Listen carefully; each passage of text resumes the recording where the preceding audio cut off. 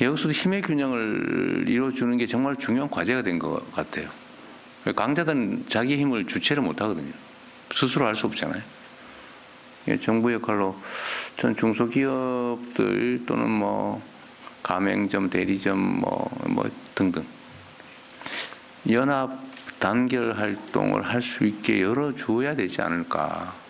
원칙적으로 허용하고 그게 예를 들면 소지 약자들의 횡포도 있는 거거든요, 사실은. 그런 상황이 되면 그걸 통제해야 되지 않을까 오히려. 그러니까 원칙적으로 허용하고 예외적으로 통제하는. 지금은 원칙적으로 통제하고 예외적으로만 허용하잖아요.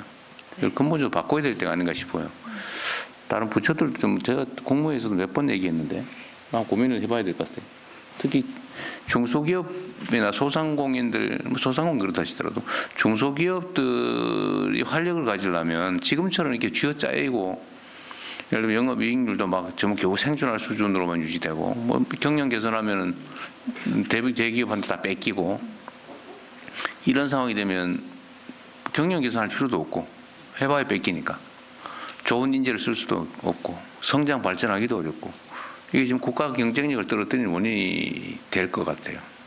그래서 이거는 중소기업이 당사자니까 좀 그걸 좀 정리를 좀 하든지 연구를 좀 하든지 해서 제가 공정거래위에는 그 얘기를 좀 이미 여러 차례 했잖아요. 제가 네네. 국무회의에서. 예. 근데 아마 쉽게 하기 어려울 거예요.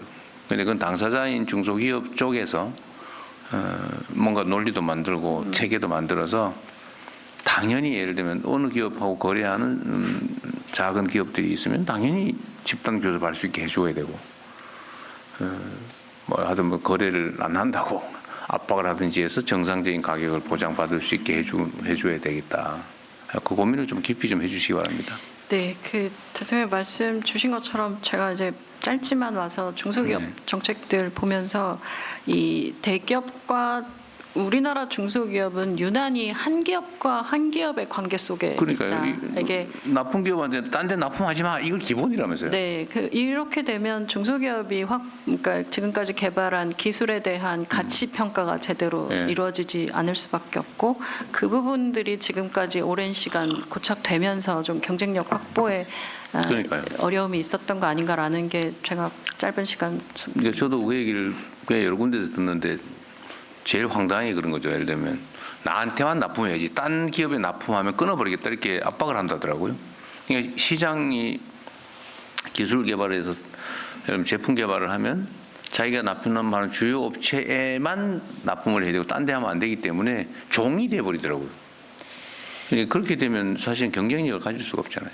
네, 저도 기업에 있었으니까 왜 기업은 그런 건지는 저는 좀 이해는 하고 또 어떤 측면에서 본다면 이제 중소기업과 대기업 간에 또 주고받은 그러니까 일방적으로 중소기업의 기술이 대기업에만 온 게 아니라 대기업이 여러 가지 노하우도 주고 자본도 주고 했던 관계들이 있을 텐데 그럼에도 불구하고 이제 와서 일을 하면서는 그 부분에 대한 조정과 역할은 좀 정보해야 된다는 생각입니다. 그게 선진사회가 아닐까 싶어요. 근데 부작용은 없애고 개선은 하고.